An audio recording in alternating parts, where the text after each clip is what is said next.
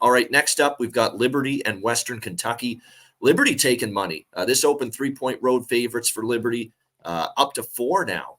They are as road chalk. 60 the total in this game. You got to wonder if Western Kentucky's performance last week, actually really the last couple of weeks, or it was last week against Jacksonville State off a bye week, losing outright as 7.5-point favorites, 20-17 in that game. You got to wonder if that's what's caused this market move toward Liberty. People souring on this team. People seeing that, Western Kentucky's still a solid team. I think the more I watch them, though, the more they're not as good and they're not as explosive offensively as they've been in years past. Like, they've had some great quarterback play for years, great offenses. Really, this goes all the way back to when Jeff Brom coached Western Kentucky many years ago. You never had to question Western Kentucky's ability to score points and move the football. This year, this offense looks a little bit more plodding, and I don't know if that's Austin Reed necessarily declining at quarterback. I think there's lack of playmakers compared to some years here with Western Kentucky. I think that's the bigger issue. The offensive lines also had some degree of inconsistency as well, and you saw it last week. I mean, that offense did nothing in the second half against Jacksonville State. And to be honest, they didn't do much in the second half against Louisiana Tech. All the points they scored were pretty much in the first half. So this is 2 games in a row for Tyson Helton's bunch where they have not played well in the second half. And maybe that's something you take note of if you're going to look at a halftime bet in this game. Maybe you bet Liberty in the second half, given these bad second half issues that Western Kentucky has had, the last couple of games. Liberty comes through with the victory last week, although they didn't sniff a point spread cover against Middle Tennessee State. And that's the concern here with Liberty. They've had a couple games now. Sam Houston State, 21.5-point favorites. They barely win the game straight up, 21-16. Last week, they were 16.5-point favorites against Middle Tennessee. That's where it closed.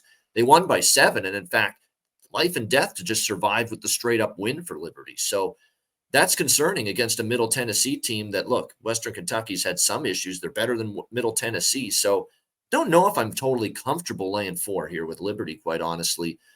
We'll see how it goes. But, Western Kentucky, to me, I think does have some value in the underdog role.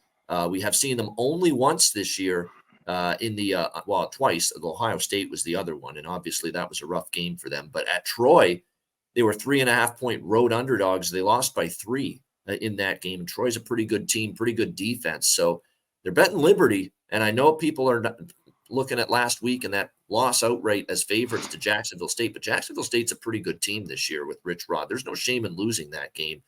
I don't know if I'm on this bandwagon of people just flocking to bet Liberty here now that it's up to -4 in this game.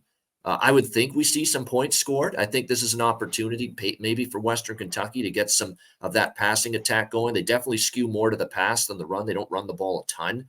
The passing yards are there. And by the way, when you look at Liberty's defense, they have shown some level of vulnerability in the passing game, slightly worse numbers as far as passing yards allowed per game compared to rushing yards allowed per game. So maybe that's the tonic for Western Kentucky to be able to score some points. Right now, I lean to the dog and I lean to the over here in this game. Conor, what do you think? Liberty, Western Kentucky?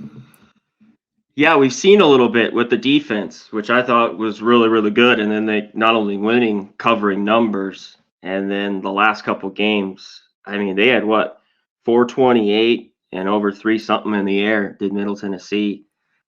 The second half, though, with Western Kentucky just got shut out last week, and they did nothing in the fourth quarter and lost that game.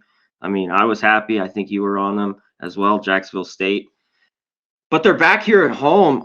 Is this enough? Right away when I look at this with this Western Kentucky team, the defense is just awful, though. I think Liberty will be able to do whatever they want when they have the rock. And it's just, will that defense come to play? Can Austin Reed, though, on the flip side, make a ton of plays to keep them in it?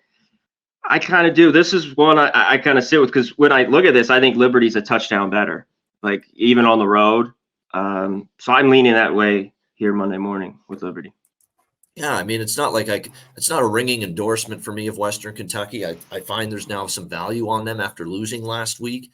But, Liberty does look like the team to beat right now in this conference. And certainly the standings bear that out when you look at the way the pecking order sits right now. 5-0 for Liberty in conference play, undefeated. So, yeah, tough to go against that. And I think people see that too. This is a 5-0 team in Conference USA, only laying 3 when it opened, now up to 4. So people said, hey, it's a cheap price for this Liberty Flames team. We'll see if that is indeed the case. For me personally, it's alarming to see they gave up 332 through the air for a quarterback that I think we've both ripped on this show, because we talked so much Conference USA and Sunbelt this year on the show because there were the weeknight games. We've ripped Badiato, the quarterback from Middle Tennessee, and he gets 332 last week through the air for Middle Tennessee in that game against Liberty. So that's what bothered me about Liberty in that win. They let this quarterback basically slice and dice their secondary. It concerns me when you're playing Reed, who still to me is a better quarterback, and this is a better passing team than Middle Tennessee. So we'll see how it plays out. And off the loss, you just got to think they'll be up. Just after the horrible second half, like I mentioned, back here at home, they should be really pumped for this with the best team in the conference here at Liberty coming to town.